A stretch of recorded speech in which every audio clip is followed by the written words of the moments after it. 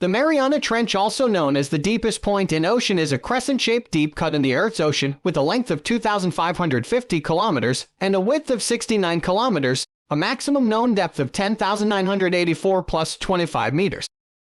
The Mariana Trench is named after the nearby Mariana Islands, which are named Las Marianas in honor of Spanish Queen Mariana of Austria.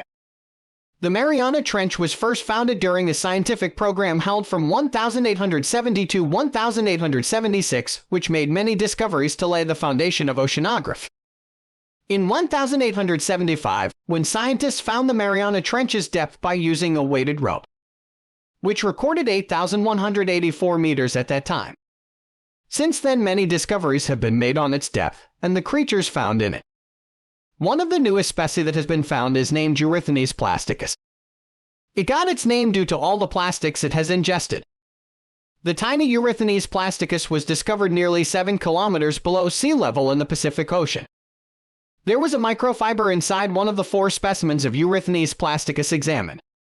They had found polyethylene terephthalate, PET, a substance found in a variety of commonly used household items such as water bottles and workout clothes. Finding a new species that we didn't know was there before and finding plastic in it just shows how widespread this is as a pollutant. This new species gives a real name to people that they can connect with. Scientists also said that the actions we are doing on land can impact this animal that's living 6,000 m below sea level.